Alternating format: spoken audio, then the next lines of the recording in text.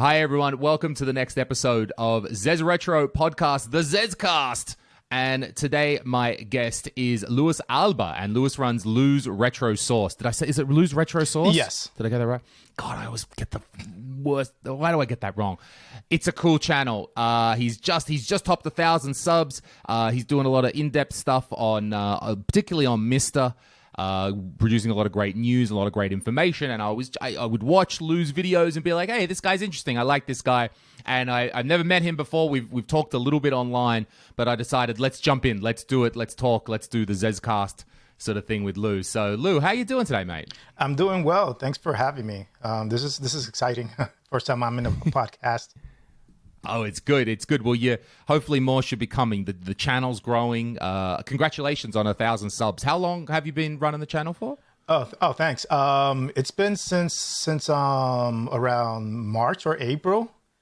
Okay. So I actually have another channel that I started almost 3 years ago, and it didn't grow this fast. But the reason why I created this channel was like on the other channel, I was like, I was doing some retro stuff, but I was doing like a lot of different things, like with like a focus on Chromebooks, where like I was teaching people on because I set mine up to try to equal as much as my Windows setup on it, so I could get my work done. And then I created videos on that. I also created videos on repairing some hardware. And so it's just basically any geeky thing that I know, I'll create a video on. So, but then I decided probably it's better to have more focus on a video, so on the retro stuff alone. And then I just decided to spin off this new channel, and it's actually growing much faster than my other one. Well, I think that's all part of it. I mean, also, I guess one other side of what I do here in Estonia is I'm a talent manager. I look after the careers of comedians here specifically. So I'm very used to working with creative people and very used to that journey that creative people need to go on. There's some talent, there's something going on there, but what's the thing? And you've got to keep searching, you've got to keep trying. So I like particularly as well, when I went back to your earlier videos preparing for this podcast, you could see the evolution. You can see you trying things. You can see that you're trying this format or this topic or this style. And I think it's great. And you can see, and I think that is part of why your channel has grown so well, because you have tried different things and now you're like, okay, I'm reasonable at this and I know something about it, so I'll double down on it. Is that something that's been conscious for you, that trying different stuff? Yeah, basically. So that's one of the reasons why I started a YouTube channel. Just I'm not very good at public speaking, and like I was maybe if I start a YouTube channel talking the things that I enjoy about, maybe that'll help me, with better presentations at work and things of that sort. So I was, basically trying to push myself to try new things. Nice. Okay, that makes sense. Okay, and do you have to do public speaking at work, or it's just like a regular, there's a job and sometimes there's a meeting, sometimes you've got to make a presentation? It's not all the time, probably like 3 or 4 times a year, we'll have to present some of the projects that I'm working on, but it's never really like to a large group. Maybe the most probably like 10 to 15 people. All right, still that's cool. I mean, it's the skills that you're learning here are very applicable. For me, one of the reasons of doing a podcast is that part of my job is also to do live events, and I also host events. So I host conferences and parties and things like that. And now from doing hundreds of podcasts, I can now listen to someone's speech, go on stage and ask them 10 minutes of questions about what I just heard. I don't really know much about that topic, but there's enough there. So it's a skill, it's good to practice that skill. Oh yeah, definitely. The more you do it, the better you get at it, and then it just becomes second nature. Yeah. So you're in New York City is where you're based, is that right? Yes. Yeah, I've been living here almost my entire life. Right. So I mean, let's go back into the history. So where were you born? I was born in the Dominican Republic, and I came to the U.S. around 1983, 84. I was about 4 years. I was about 4 years old, 4 or 5 years old. Dang, New York in the 80s. I like it. Yeah. You should have seen the subways back then. Graffiti everywhere. Do you have some early, is there some memory you have of coming to the United States, maybe one of your first memories, you're very young, and you're like, what the fuck is this place at New York City? Like there was this moment where New York City kind of bowled you over and went, what the fuck? Well, my earliest memory is actually like probably like seeing snow for the first time, and just thinking how amazing it was.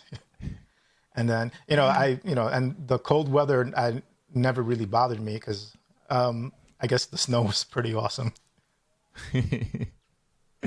Yeah, that's nice. I'm Australian, but lived here in Estonia for over 10 years, so we see some winters here as well. I'd be happy to not see a winter for several more years. That would be fine, but apparently one's coming anyway.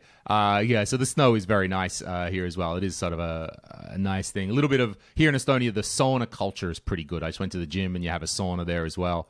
So sauna, and then you go and jump in the snow, that sort of thing. I can imagine. It's not too bad. So New York City, so growing up in New York City, I mean, what was it? Okay, so your family, you're immigrants, you're trying to blend into this massive city, trying to make a life, trying to get by. Do you have generally good memories of the childhood, or was it tough for your family when you guys were growing up? Well, the neighborhood that we grew up, I grew up in the South Bronx, and it's very, there are a lot of Latinos and also a lot of African Americans. So it wasn't bad at all because a lot of people that already spoke Spanish, and then going to schools, I did take the first 2 years. They were bilingual classes, so the transition was pretty smooth. And also I was really young, so and then I did have like cousins that already lived here, so always visiting each other and things like that. So it wasn't bad at all. So it was pretty smooth. That's nice, man, because look, I've been to New York City a few times, but I don't know anything, really about how things go. And you see like, oh shit, you grew up in the Bronx? Isn't that hardcore? Isn't that like a rough kind of neighborhood? Exactly. What do I know again? But well, for you, yeah. Yeah. Well, it is rough, but it just like if you live there, it's like it's not bad. I live like right close to Yankee Stadium. And it wasn't like like I said, it was like pretty smooth. I didn't really have much problems growing up. Okay. All right. Good. So when, so as you're growing up then, I mean, imagine your family hasn't got much money. So what's some of your first, as neither did my family in Australia either.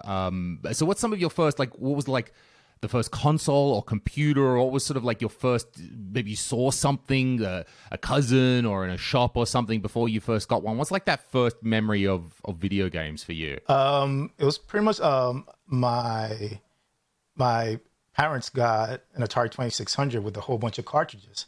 And I'm assuming that was, it was probably really cheap there because that's during like the video game crash.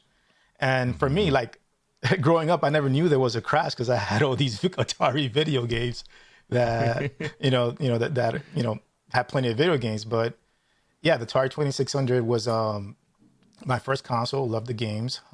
Pitfall, obviously, Combat. Had a lot of great memories with playing with my brothers and sisters and cousins, and with the paddle controllers also.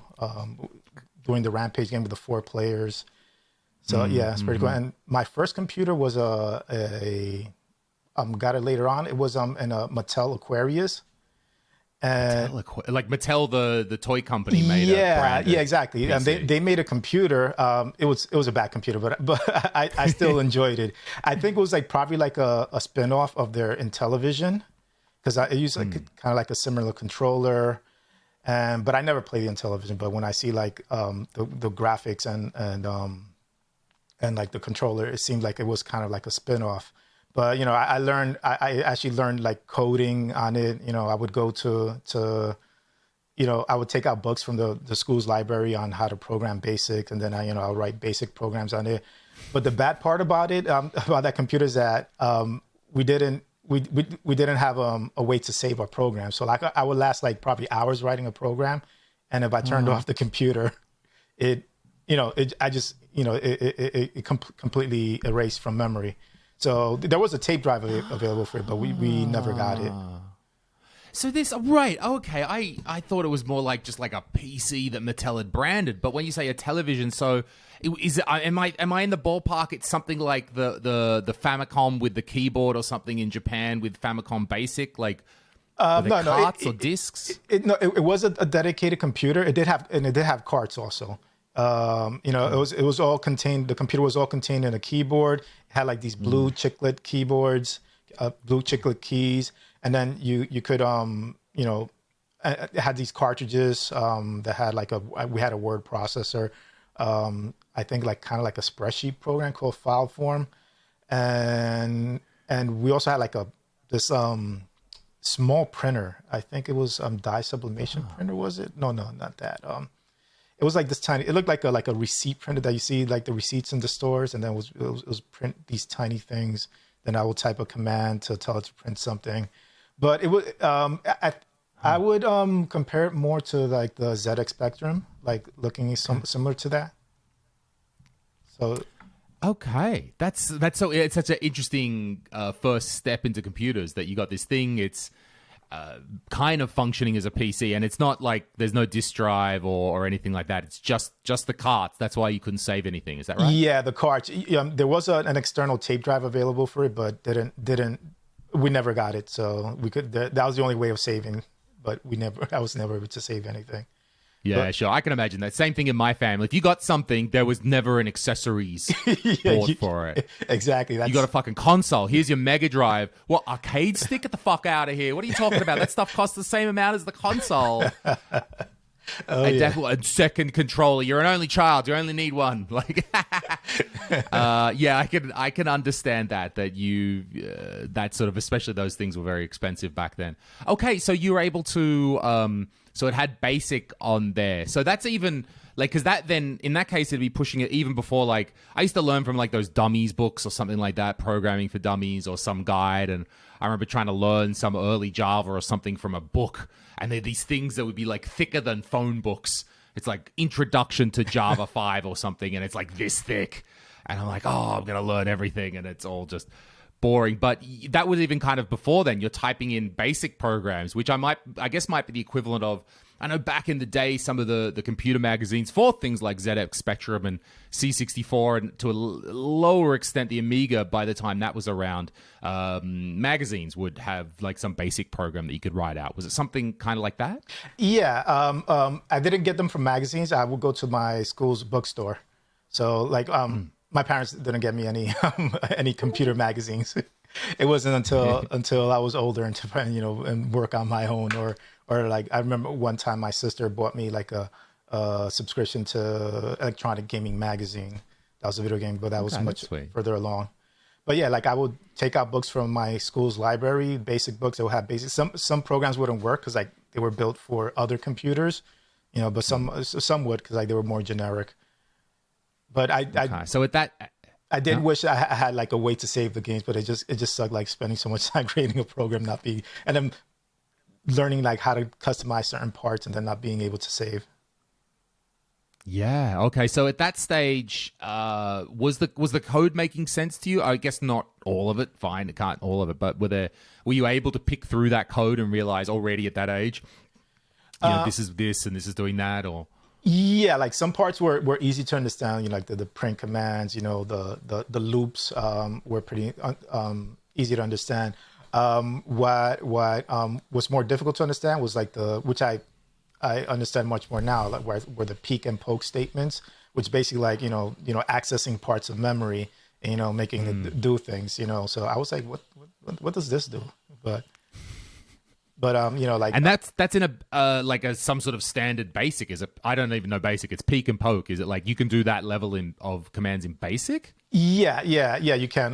As long as like the computer allows it for, because and as far as I know, like those commands are specific to each computer that you're typing, because you're trying to access parts of memory, and each computer you access it all differently. Okay, so it's still the computer deciding. It's not like it's not like a genuine low-level programming language, No, assembly no. or C or something. Yeah. Yeah, it's like extensions, that give you some low level access.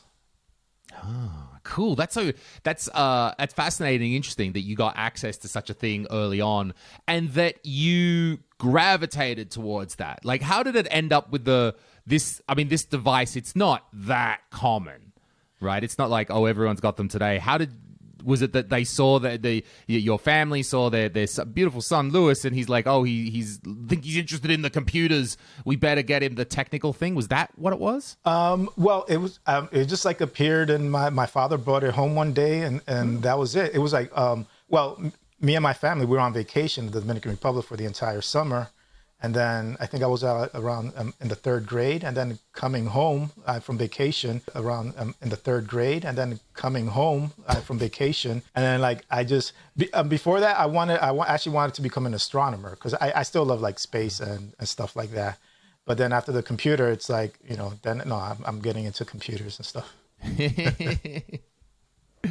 So was that something that sort of like ran all the way through, that you were always a little bit interested in either coding or something that's going on behind the scenes? I mean, not just playing the games, that you were always interested in the technical side. Yeah, exactly. Like, when we got our DOS PC, our 486 PC, sometimes you spend more time like tweaking the computer, getting things to work than actually like playing the game. And isn't that still, I would say that's still even true today in the retro gaming sphere? Oh, definitely. Yeah, okay, yes, we're playing the games, but I don't know, organizing it, or if I get last weekend, I got myself a modded Xbox 360. I understood that sweet. I was not going to be able to do that mod myself. I saw that I got to buy 50 euros worth of gear and then the fine pitch soldering, and I'm like, I'm not taking one of these things apart. It was sorry? Yeah, there was a mod for the Xbox. Oh no! Oh, you said Xbox 360. I was thinking about the original Xbox. Is like, because there were mods that you had to solder, but I actually found one that you didn't have to solder. You just like attach it to a certain spot. But yeah, the 360 mod, the date tagging and all that stuff. Yeah, it's something. It's actually an idea I've had for an upcoming video. It's like how to choose whether to mod something yourself or whether to buy the mod from someone. And until recently, I was like, I'll do it myself. I will always, And then, and I've done loads over the years, but then I just sort of realized, like, I'm never like even original Xbox. I also bought a modded Xbox, original one. I found one cheap locally. It had a 1 terabyte hard disk in it already. I went, yeah, you know what, I'm going to save some time, but I do feel a little bit like a sellout, a little bit like I'm just one of those guys who buys.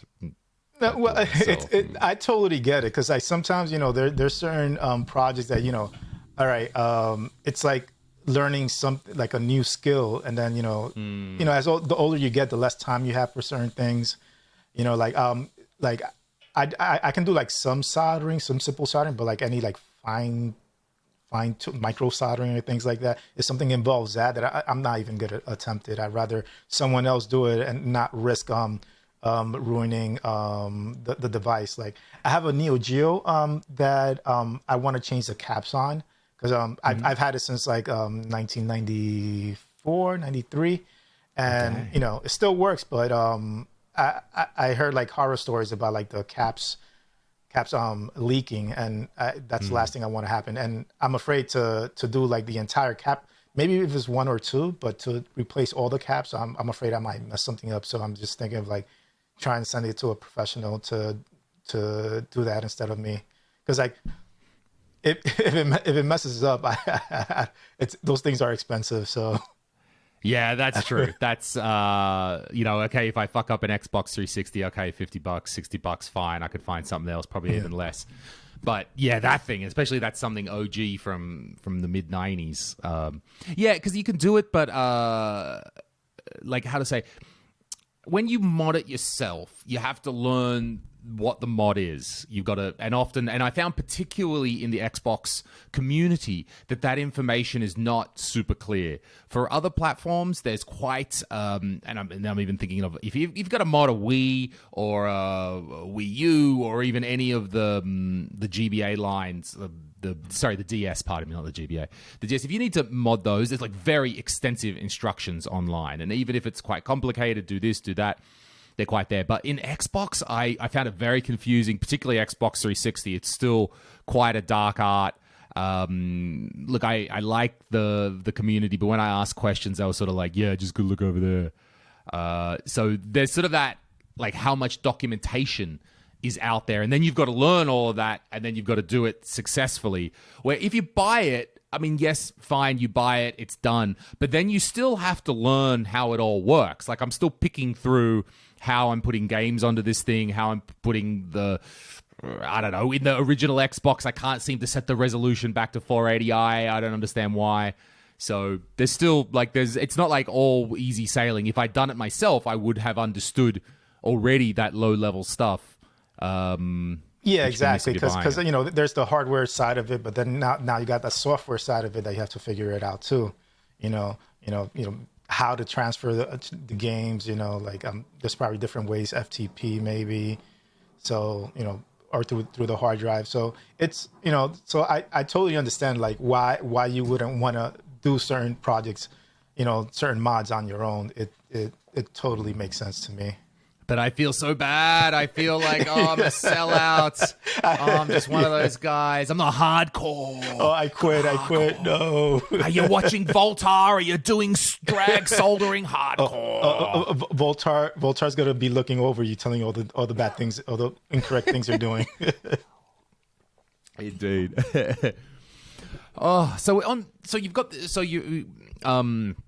And I guess also I was saying before, watching some of your videos, and we'll get into it in a little while, this series, you've done a lot of MiSTer videos, and I want to talk about where you started with MiSTer, and you do seem to genuinely have a lot of experience with it. But I was watching the video where you were showing how to install, on the AO486 core, how to install Windows 95, I think was the particular video I was watching. Mm-hmm. And I remember just watching that thinking to myself, like, this dude has installed Windows 95 back in the day. You've been there, countless numbers of systems, weird controllers before it automatically worked itself out, swapping disks. And I was like, yeah, you've done this once or twice, haven't you? Oh yeah. It was, I had a Windows 95, getting to college, my parents actually got me a Windows 95 computer. I convinced them to get me, I was doing bad in my first semester in college, and then, I used that as an excuse. Oh, but I don't have a computer to do all my work. I have to go to the computer labs. The Mattel television is not working well enough, Dad. It was great 5 years ago. Yeah, so from that system, at first I didn't like Windows 95, so I went back to Windows 3.1 and DOS, and then probably a couple months later, I was like, you know what? Now that more games are becoming exclusive to the Windows ecosystem, I'm like, all right, I'm gonna have to bite the bullet and actually start using the system. So, but sometimes when a configuration goes wrong, like while you're using Windows 95 for a couple of months, then all right, gotta format my computer, reinstall everything again. I don't know why this is working, and then when you reinstall it, things start working again. Start working again. I remember that when the very first Windows 95, it was maybe an upgrade over your DOS 3.11. And yeah, that's these are not fast computers, certainly not now. And even then, we understood these were not super quick computers. And that kind of feeling I'm giving up some of my processor, I'm giving up some of my RAM to this Windows. Windows has got to be loaded all the time, but how's a game going to run if Windows is on there? It took a little while to build that trust, didn't it? Oh, definitely, because that's how your thoughts with Windows 3.1. It's not good for games. It's taking, like they're saying, it's taking up all these resources. So you still have that prejudice that, all right, this entire operating system, it's going to slow down my games. I'm like, no, I'm getting lower FPS. Where did you go to college? Syracuse University. It's in New York State, about 2.5 hours away from New York City. Okay, so not too far. Okay, I went to university about 2 hours away from my home. So, okay, how was it for you to move away from home? I mean, in the city, in your community, in the Bronx there, and then you're 2 hours away. What was that? Was there a culture difference, or how did you feel that?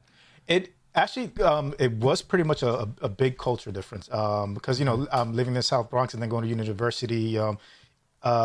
Syracuse, New York is very different from New York City. But the great thing about it is that I learned more about other cultures, other people, and because you're everyone's really friendly.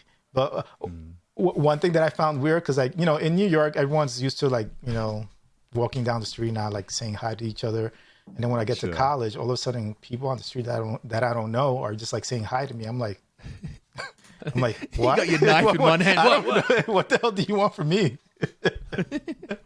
It took me about, there's actually friendly people in other outside of New York City. It's not that New Yorkers are friendly, they're just always on the move, Okay, I think we get that stereotype. I get that. Hey, can't you see I'm walking here? Hey. It's cool. I like that. That energy and enthusiasm for it. So you got that. So that was so you spent 2 hours away. Did you spend 2 or 3 years there? 4 years. 4 years. Okay. What did you study? I started information management and technology. It was kind of it's like a mixture of both like computer science and kind of business. So, okay, that's cool. Yeah. That's a good mix. All right. And currently, we don't need to go in those ones, but is your job today based around IT? Yes. I develop web applications and databases at a hospital. Nice. Yeah, at a medical. Okay, nice. So I'm coding all day. Sometimes sometimes it's those days, several days that come home and I don't want to look at a computer. So I just need to relax. Yeah, that balance. I mean, first of all, the first thing that came to my mind is I can imagine every day, if you have to walk around the hospital proper, you're like, got any PVMs left? Medical PVMs? Imaging? Where's the imaging? Unfortunately, in my area, I haven't seen any of those. Yeah. You'll probably have to go to where the operating rooms are. Yeah, you gotta go see Steve from Retro Tech. He'll sort you out. Down there, I imagine in New York City they've probably been picked clean. Oh yeah, someone already got to him. God, what was I going to say about you're doing the coding? Yeah, that feeling of not wanting to, you do a job and you do it all day long. And I had that weirdly, I had that same experience with comedy. That I am a comedian. I do perform as well as do other things. I've done a lot of stand up in my life. But kind of by running this company and we promote events, we put on a show, sell tickets, whenever you're allowed to, but we do that as well as managing their careers, whether they do a little podcast or radio or TV and when they should do a tour and all that sort of stuff. And I sort of got so far into the back end that I ended up not performing comedy as much. I don't know, after becoming sort of the scientist of looking through every comedian's career, I could no longer look at myself objectively. And it is a little bit at the end of the day, I don't want to put on comedy sometimes now because my whole job and my whole day thing is comedy. Oh, okay. So I think there's always a balance there between, your business life and your personal life. Yeah. So do you ever find yourself that you have to be funny at all times, or something like that? Yeah, it's mostly okay, not at all times. Also, you kind of learn if all of your friends are comedians, you very quickly learn you are not the funniest person in the room. And there's no chance. You can join in the conversation, but you won't dominate because these people are professional at this. They're very, very good at it. And, half the time we're all just yelling at each other anyway. It's fun. But that's a great thing. When you surround yourself with, certain type of people, you learn from them, when you surround yourself with the right people, that's the best way to improve yourself and to be a better comedian or a better coder or whatever. It is. I will say that it is true. That there's these very talented people. They're a little bit retarded sometimes. They're a little bit insane. But that's also an understanding that goes with the territory of creativity. And that's also not to say that a creative person, even if they're very talented, they can't be a diva. They can't be some get me this and demanding and rude and all of that. So we certainly can't have that, but then we also understand that with creativity does come quirks, does come something, and it's I think it's a lot about that relationship of the comedian might need something on the day. It's his show. The big show's coming up. He's nervous. Are there things that they need, or call them demands that the comedian needs? Are they reasonable? Are they saying them with respect? Is it like, yeah, this guy needs this to do this show because when he does the show, he gets paid, I get paid, all these people get paid. So what can we do today to help the artist? But also they need to be respectful and not be being a dick either. So I went on off a tangent there, but certainly some balance in life there. So okay, so you're working at the hospital, you're coding. Is it sort of like doing something like let's say even getting into MiSTer? Was that like something close enough that you're still using technical skills, but it's not quite the same coding that you're doing every day at the hospital? Yeah, exactly. It's something more relaxing that that I don't have to think about setting up a new database or writing a SQL Server query or script to import data. So and then I also get the benefit of playing some retro games. But yeah, I heard about MiSTer from a friend of mine, and then he told me all about it, and I was like, so how's this different from using my computer or Raspberry Pi? Then he was telling me about the latency and all that stuff, FPGA stuff, and then I just like started doing my own research, just like learning more about it. I'm like, oh, this is actually a pretty cool project. So, and then how long ago was that? That was about a year ago. Yeah, I got. Oh, okay, I not got so it. far. Yeah, okay. yeah, it wasn't too far. It was, last year that I got the MiSTer, and I'm because I saw that. Yep. And I should be. I'm getting a second DE10 Nano. Should be arriving today sometime. Oh, how much did it cost you? I got it from Amazon directly from Jurassic, and it was a little over $200 after taxes. So that's what they're going for now? Is that that's the going rate for a DE10 Nano? Yeah, my first one was I think $130. So so now they raised the price. Okay, and is that I know that there was I mean so of course global chip shortage, that's going to be an issue with FPGAs everywhere, and then whether it's true or not, perceived demand from the retro community for these devices. So if that's pushing the price up and they can't make more of them. So did you look around and just sort of think like, all right, 200 chip from Amazon, look, it's pretty reasonable these days? Yeah, exactly. Pretty much. I was like, I'm pretty much going to pay the same amount. So, and then I wanted it, I wanted it quick. Oh, that is a luxury that you, my friend in the United States, have here. We're on the edge of Europe. We can see Russia from our house, right? And that sort of thing all the way out here. And shit takes forever to get out here. Like I just know, I order stuff from AliExpress all the time, and I know it's going to be 4 weeks. It's fine. I have to plan things 4 weeks ahead. I just become more planned. The waiting is the worst part.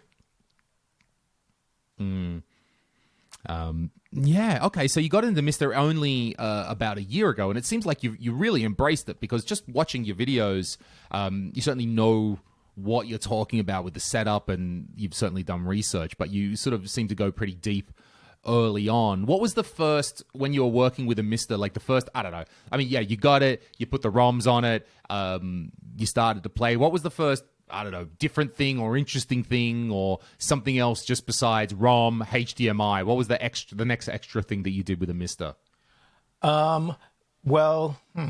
That's because I would probably say because I was just pretty much playing games with it on my HDMI television, and I'll say the first interesting thing was actually using the composite adapter from Antonio Villena.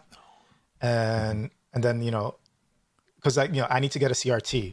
And then I asked my sister, who, she used to have a CRT, but then, obviously she threw it away, and my parents threw theirs away. I'm like, I wish I never threw mine away, but I got a CRT and got the adapter. I'm like, now this is how I remember playing the games. That's nice. Yeah. I remember when I first tried an emulator in college. And then I was like, this doesn't look right.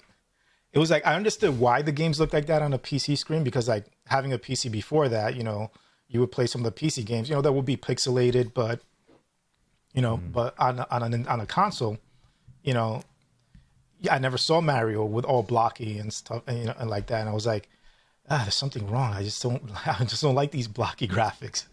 Yeah, right. Yeah, but now, as long as now I don't mind like the pixelated look, but I do prefer the CRT look. And, and so Okay, a lot of pixel artists, they do amazing pixel artwork now too. Sure. Hey, look, that's totally legit, man. I don't think you need to defend your love of the CRT and composite. I realize sometimes we're all like, oh, I need my BVM. And what do you mean it's not RGB? And then I'm going to stab the next person that says the component's better than RGB. Ah, they were better. I love it. The holy wars. But it's nice to just enjoy composite art. Is that the white TV that I've seen in a couple of your videos? Yeah, that's it. Like, I live in a small Manhattan apartment, and I don't have space like for like a bigger TV, and I chose that TV because it was more accurate to what I grew up with. Like, I didn't really go for a BVM or RGB because I didn't grow up with RGB. So and I'm actually impressed with like the quality that I get out of the adapter. It looks great. So, and definitely happy with the results. If I ever move to a bigger place, I'll probably get like a BVM just to play around with it. Well, maybe, if you ever leave New York City, then you can use all that fucking rent money that you have to pay and instead to pay some eBay price for a BVM. I could have so many CRTs with the money I'm paying in rent. I bet. I'm fortunate in that even though I live in the edge of nowhere, I was able to obtain a PVM and a couple of BVMs locally, and that such a stereotypical story from the broadcast. Local broadcast production company, and I found out through friends of friends that they still had some sitting around there, and I think I'm not even sure I got them with management's approval. So I think there's a full story here that I haven't particularly told yet because I don't want to completely admit how or where I got these PVMs and BVMs from.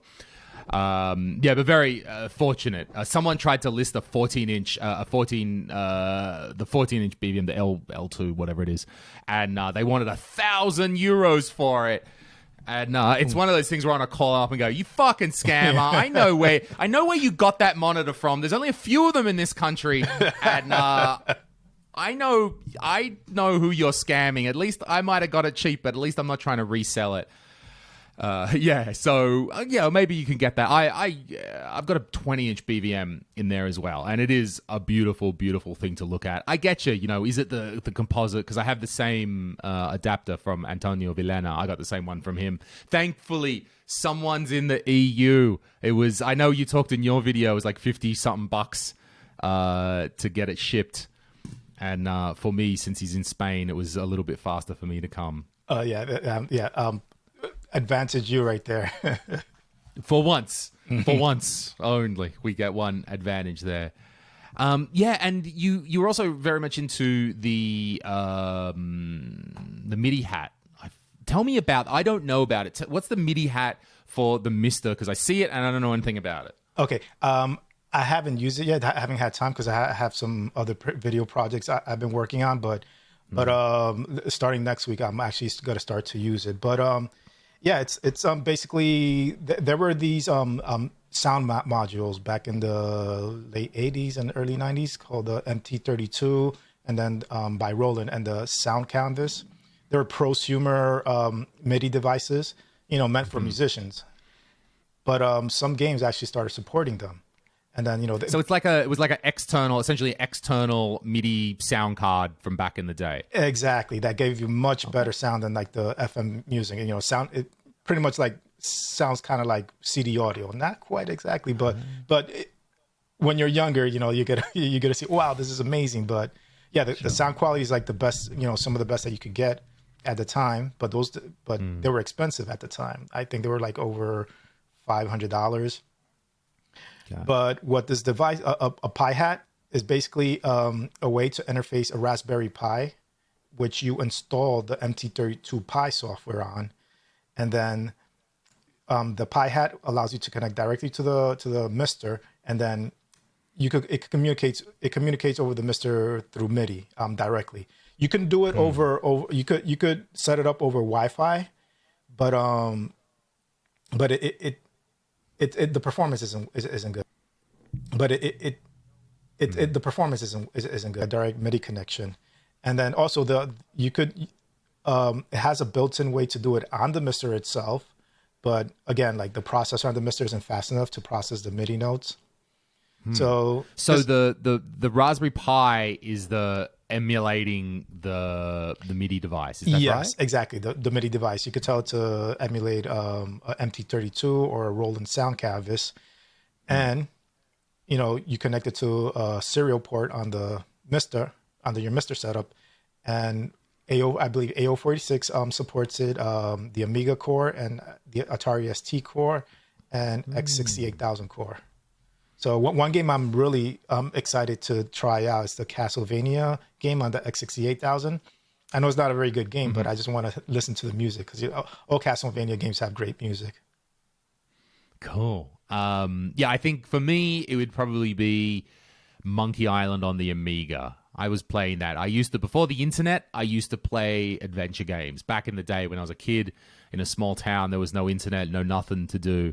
And Monkey Island 2. Those are great choices. Sam and Max, all those ones. But yeah, that original theme from Monkey Island, I would like to hear that on the device. So serial, from the MiSTer serial to the... So we have a Raspberry Pi, and then the hat goes on the Pi. Yes. What's happening? Is the hat just the connector, or is there something happening in the hat as well? Yeah, because the hat it uses USB over serial. So you take like a USB to USB cable, and then the hat communicates. The creators of the MT32 Pi software, they actually worked to create the Pi hat for MiSTer. And then so it communicates with the Pi hat to send all the MIDI data to the MiSTer directly. So because when you set up the MiSTer for this, it's like expecting MIDI information.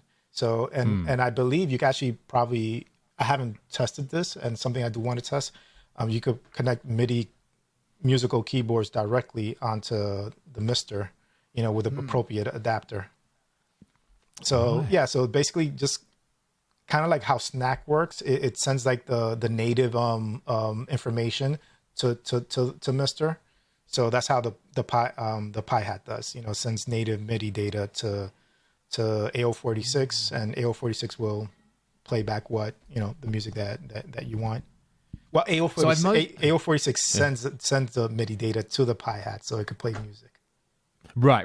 And is that then you're connecting your audio or headphones or speakers or whatever to the Pi or to the Pi hat to get that straight out of that? Yeah, exactly. You could connect your audio, speakers. I'm going to connect some speakers, and I think there's a higher quality DAC on the Pi hat itself. So I haven't even opened it up yet. But I do plan on creating a video on how to set up the device. I look forward to that one. So it's but how come then? So we've got the Pi and the Pi hat, and it'll connect. Is the Pi hat only for talking to a MiSTer? Yeah, as far as I know, it is, but I don't see why not. I don't see. It might be possible to use a MIDI to USB cable on it. I know MT32 Pi already supports that through the regular USB port on the Pi, but I don't know if it does that through the Pi hat. I don't know if like the Pi hat is just specifically for MiSTer. Okay. Yeah. That's cool, because I've mostly heard about this project in the context of MiSTer, and I wasn't sure, is it because I only watch MiSTer news, or is it there's some greater PC thing that I wasn't aware about, or it's mostly a MiSTer thing? Yeah, because I've tried the MT32 Pi with DOSBox. So I played Monkey Island using it, and it sounds amazing. But the next step is just to try this on the MiSTer. Ah, that's great, man. Cool. So there's some upcoming videos. We've got that one coming up, and I like the way that you're arranging your channel, and I kind of saw some parallels to the way that I'm also trying to create content and also grow and find that balance between what is, I guess, popular. And I don't mean that in a bad way, like, oh, you're jumping on a popular thing, but then also doing some of the down and dirty, nerdy shit that, is really important to you, as well as you want to do. So you started, and I liked it. I was watching your early videos. You're just trying anything. I thought it was great.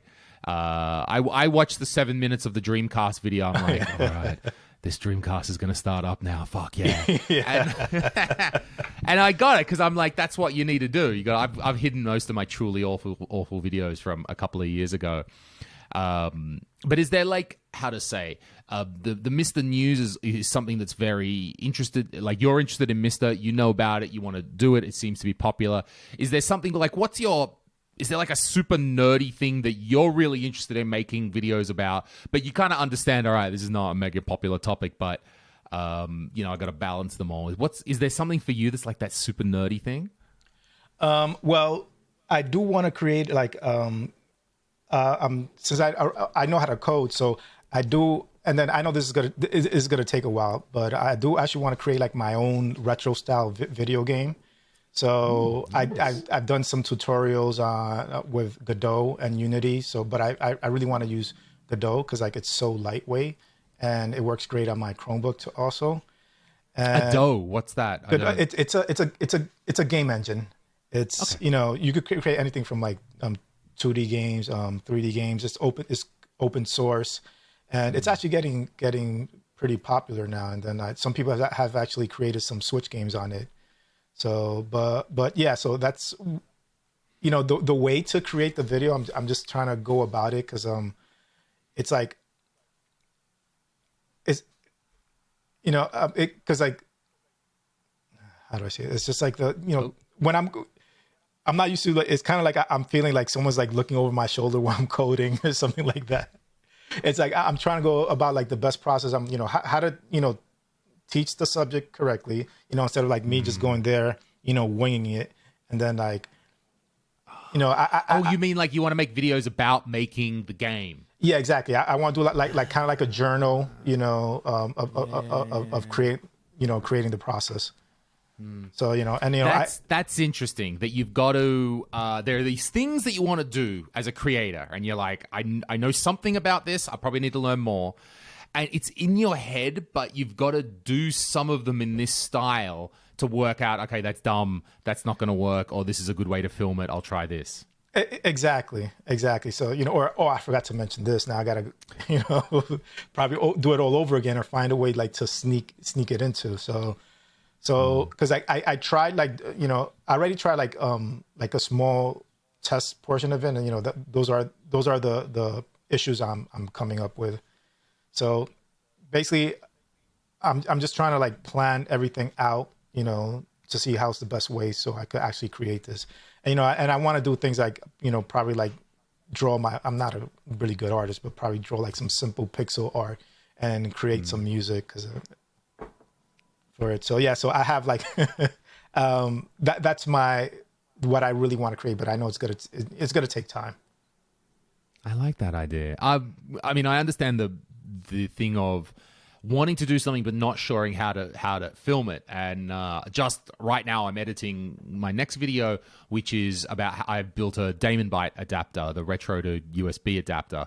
And mostly because I found them so friggin' easy that I was like, if I can make it, any idiot is going to be able to make that's one the one of these. that has like DB15 to USB that you can connect it up. There's multiple. So it revolves around the Arduino Pro Mini. That's what's doing the heavy lifting. And it's got all the pins down the side as such Arduinos have. And you basically just wire the retro, the controller, the pins, straight into the Arduino. And then you load the correct for Super Nintendo or Mega Drive or whatever it is.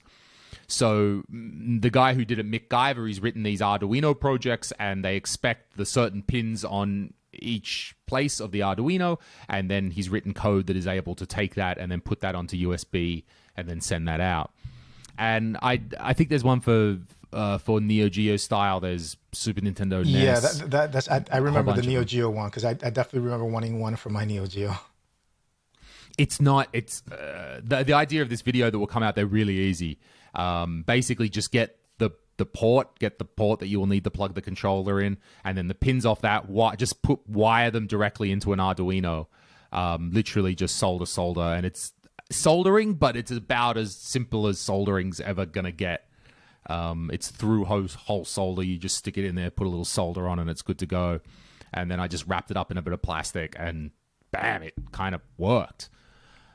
So yeah, that's the next video. But my point was that I've never done a make it yourself video or a doing video or a soldering video like that before. So I'm not sure how it's going to come out. I've filmed and even little things like, I prefer to be in the moment rather than record and then do a voiceover later. So the whole time I'm soldering, I've actually also got the microphone in front of my mouth, like doing that and then commentating. And that was awkward, but we'll soon see whether that works or not. Everyone can judge me with the likes or dislikes. You know, trying to get the best view while you're recording. You got all the stuff in your face. And am I saying the right things? Is this going to be good for the video? Well, we'll soon see. Okay. So your experience. So back to this game that you want to make. So, is this do you have a concept in mind, or is it still just like I want to make a game, or what type of game? Where does this come from? I want to do kind of like a Castlevania type game, you know. So not Metroidvania, not like so complicated like Symphony, more like the original Castlevania, where it's pretty much straightforward. But I like the gameplay style of Castlevania, because it's one of my favorite games, and I just love the way the game plays. So that's I don't have any other like ideas of what else to contain, but that's my gameplay aspect to the game I want to create. I like that. I've seen a lot of people as well with programming that they will do, just rather than making a video, they'll do live streaming of their coding while they're coding it, which I've always thought is a wild concept, to Twitch stream your coding. Like, do people want to see how bad I am? Like how bad I am at like print line, where's the problem? Print line error 1, print line error 2. Some people seem to do it. Is that a style that you think might work for you, or is it not kind of your deal? No, like me with with live streaming, I really have no interest in like live streaming, because I don't know, it's I like, if I'm working on something, it's not like I want an audience, and sure. And even some people do. Some people do. And even like, let's say for gaming, if I'm good at game, like, then I'm gonna feel like, oh, I have to entertain people now. It's and when I just want to relax and play a game. So I once just like tried playing a game, live stream, a retro game, and then like I didn't try again. I'm like, I don't want to think about the camera the entire time. I just want to play this game. So the few times I have live streams, I actually gravitated towards shmups, and I mean, I love Dodonpachi. It's one of my favorite games, but more than that, because with a shmup, there's no pressure to talk. You've got to focus. It's a shmup. It's a bullet hell. You are going to need every ounce of your brain. For sure. And even the top players are not talking. And I was like, in this category, I'm not expected to talk. I feel better about this. But it's one thing that I learned from the podcast that I did with Mark MSX, who's the really big shmup guy, the first episode that I did. And he's got his channel, The Electric Underground. And look, not only is Mark, he's a very skilled player, first of all. He puts in a lot of work. He's a very skilled player. He's very analytical and knows how to analyze his game, and he's worked very hard at that. But one kind of thing a small thing that I got from our conversation was that he doesn't have any anxiety or worry or fear about live streaming. He switches it on and, I don't know, has a cup of coffee and off he goes. And I think that's been good for him. Now, he's certainly a guy with talent, so when he plays, it's a fairly reasonable playthrough. But definitely for me, I'm always like, I've got to think of something to say now. And do I feel like doing it? I don't know. And I get it. If I just play, don't worry about this in the head. And I admire that about Mark. Yeah. Mark does that particularly well as being a very skilled player. Yeah, it's pretty good. It helps a lot when you're really good at game, because like if you're like a skilled player like he is, people want to see like him dodging bullets and what he's doing. Like sometimes I like to watch people play Tetris. You know, that at insane speeds. I'm like, holy crap! Are they human? Right. I suspect that people will want to watch if they like the person, if they find it engaging. Again, I guess maybe it's something with my stage entertainer mindset that I'm like, gotta talk, gotta be on, gotta be entertaining, where a video game stream is a much longer form of content. It's something maybe we're in for a longer time. It's not, well, again, a comedian thing. I'm like, where's the punchline? When's the next punchline coming? Yeah. And it doesn't always have to be like that. So, okay, so you're going to make the game, and so you said it was a sort of a Castlevania style game, something in that genre. Where did you first play Castlevania then? On what system? Was it a retro thing, or would you actually have one of them back in the day? Yeah, well, I played it on my friend's NES, Castlevania, and I was like, oh, this game is awesome. Is it? And then, is it? And then, yeah, please do. So I found around my neighborhood. Sometimes there's like some street vendors selling like knickknacks and all different types of things. And then I saw this one vendor selling like these box games. Like the box weren't in good condition, but he had Castlevania there. He had Zelda Ocarina of Time, Zelda 2, GoldenEye, Dragon Warrior, and then I just picked them up. I picked them up for like around $30, and I'm like, are these like repros? Are these like? Yeah. I'm like, I can't believe I just like looked out on these. So one thing, I want to create a video on like opening up the cartridges to see if they're actually repros, and then to see if they actually work. But I don't have an NES or N64. But I know a friend of mine that could help me with that. That has both systems.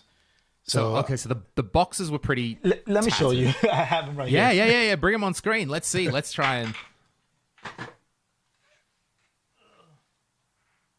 So here's a Dragon Warrior box. All right. The view that I think when people are watching, they'll have a high HD view, but I'm seeing a pretty pixelated view right now. So describe the condition. Like it still has the wrapping on it, and I haven't opened it up yet. So, but it looks this one looks in good condition, and then this is the Zelda one. Like it still has the wrapping on it, and then it has the gold cartridge. And then, looks legit. I mean, when you look at just from looking at the label, I mean, doing the obvious dummies check of the label of the cartridge, do you get the feeling the label could be legit? Yeah, I think so. I'm like, but I haven't like, hold on a second. And then these are the other games, but I haven't like held like a NES cartridge, box cartridge in a long time. There's a Castlevania one. Obviously, it's broken, but I think they're legit. But I still do want to test them, open them up, see the card, because I know I've seen videos on YouTube that help you identify if a card is a repro, and then there's the Zelda one is in really bad condition.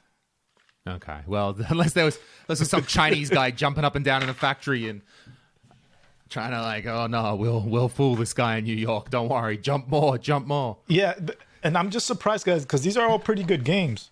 So I find that I would say, okay, if I'm looking at a cartridge versus a repo, my personal experience is probably 85% of the time you can just tell by looking at it. There's some giveaways. Either it's just the plastic or the color of the plastic, or okay, then there's if they do something obviously wrong, like Nintendo or something on the back, or something like that. But if it sort of looks and feels good, and I can't say I've ever seen a repro gold cartridge. I'm sure maybe they exist, but yeah. So I think they're real, but I'm just like I'm in the mindset it's too good to be true that I lucked out on these games. That's true. You're a true New York City boy. This offer is too good to be true. There's something up. There's a scam going on here. That's great, man. Maybe that was your thing. One up to you. You won that day. it happens to all of us. You got to just, I was going to say, what's my thing for show and tell? Wait, I've got a show and tell as well. Wait, all right, cool.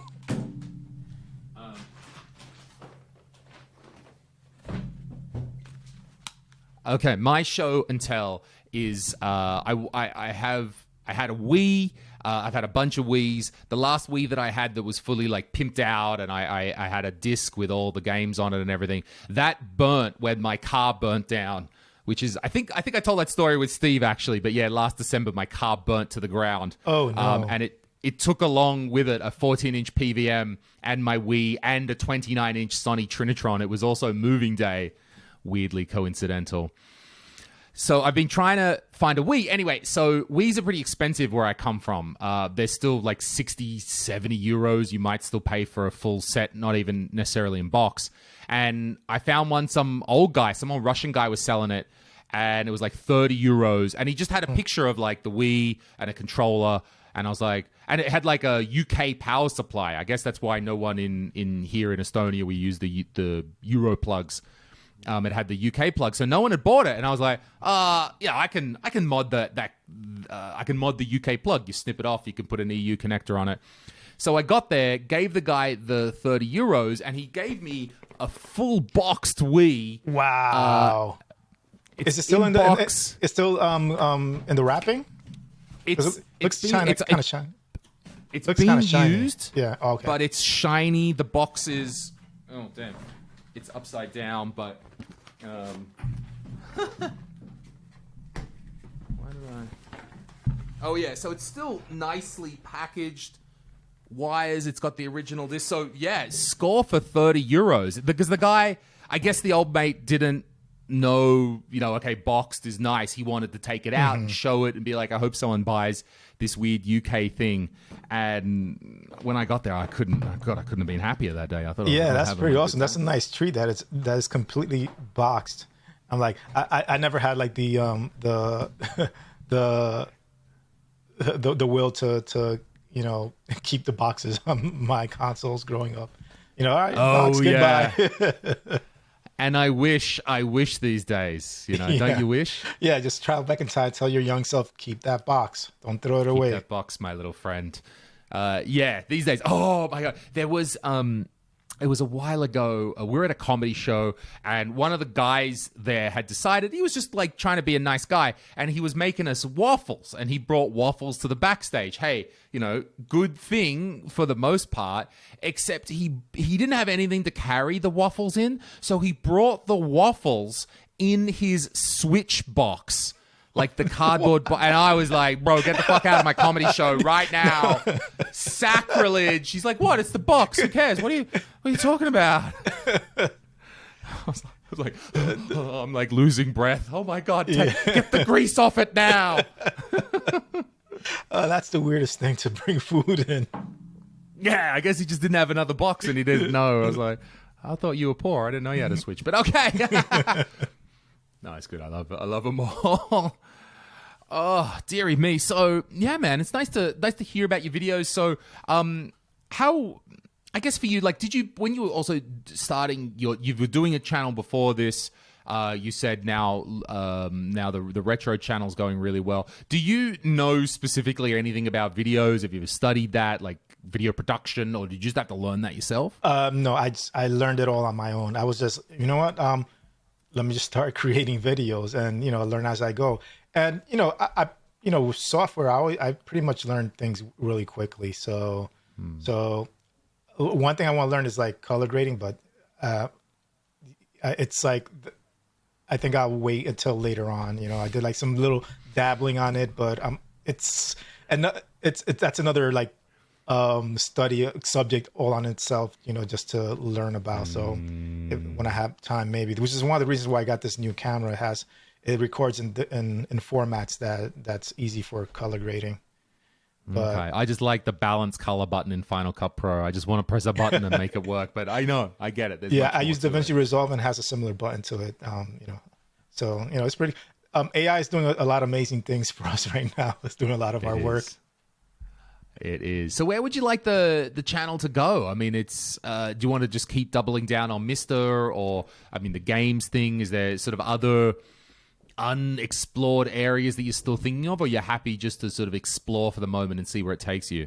Yeah, I'm gonna see basically where it takes me. I don't want to just concentrate on MiSTer, but that's right now like what's taking up a lot of my time, because there's so many things, so much content to create on it.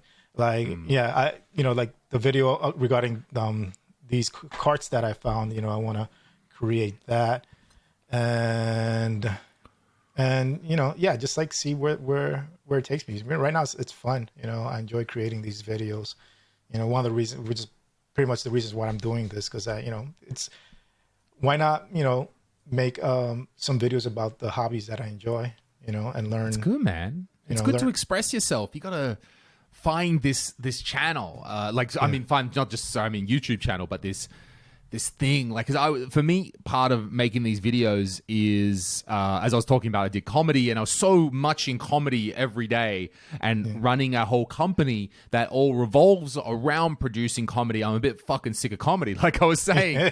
And one of the reasons I like making these videos is because no one helps me. I just do. It's something that I can do completely on my own, just with my own two hands, and I kind of like that. It gives me some sort of sense of satisfaction. I love the work that I do with my company. I love my team. I think everyone's very, very professional and switched on. But here's one thing that's just me. That's awesome. Yeah. So a video that I'm kind of excited that I want to, but I don't know if it will work. But it has to do with the MT32 Pi. You know how the Atari ST was known, as like a musical powerhouse. How many musicians created music with it. So I've heard. I had the Amiga, so I was always like, "Oh, what are those ST guys doing? Really, it's not that great." But sure, I understand. Yeah, because it had the built-in MIDI ports. So, like from what I understand, the MT32 Pi works with the Atari ST. But I want to create like a video about like creating a song using the software from the Atari ST. So, because I do dabble a little bit in the music, and I haven't, I need to get back to like practicing music more. So this is a way of forcing myself, again. What do you play? I play guitar. So nice. My favorite type of music to play is like classic rock. Mm-hmm. Yeah. So what would 70s rock? What's classic rock to you? Now I remember like reading an article and then saying like Guns N' Roses is now classic rock. I'm like, oh no, I'm getting old now. but 70s rock also, and like 80s rock and stuff like that, and also alternative from the 90s. So that's where I'm coming from. Yeah, that type of music. So that's why it was a couple of years ago, and when the last Guns N' Roses tour happened, and when a big band comes to Estonia, it's the biggest thing ever. We're a country of 1 million people, right? So when we're just like the nerdy girl in the corner. When someone finally shows his attention, we go bananas. And so we all go to see Guns N' Roses, right? And we get in and we wait.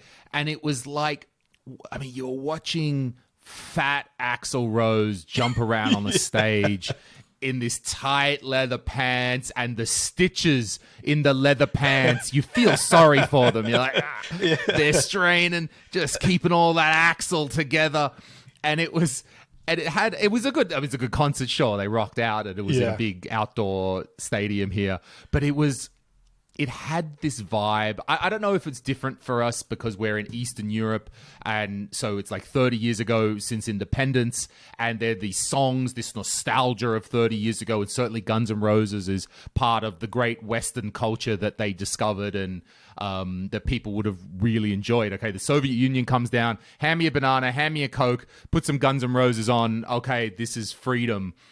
But it was like us sitting in this stadium in Tallinn and watching this old fat guy jump around on stage, and it was like Grandpa had come to visit, except that we were giving Grandpa money. Usually, Grandpa comes to visit, he gives you some. We all paid Grandpa to come visit, and watch this old guy jump around on the stage. But we're like, Go, Grandpa. We remember the good days.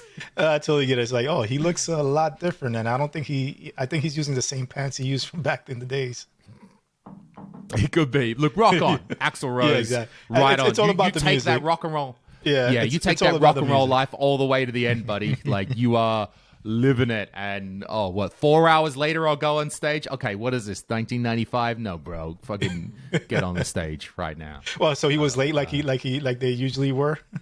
Yeah, there's always a bit of that, but I think there is definitely a difficulty these days with many venues have curfews and times that people need to go home. This is not Woodstock of the 80s where you can go on at 3 a.m. and stuff like this.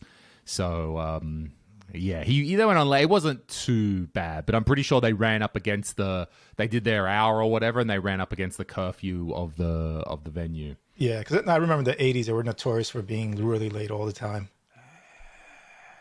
Have you been to, in New York City, were you much of a live music person? Did you go and see much live music even back in the day? I like to see like a lot of local bands. Like I do like to see live music. I haven't been to like a lot of like popular concerts, but I like to go to like some blues venues. Nice. If there's any live music, I usually tend to check it out.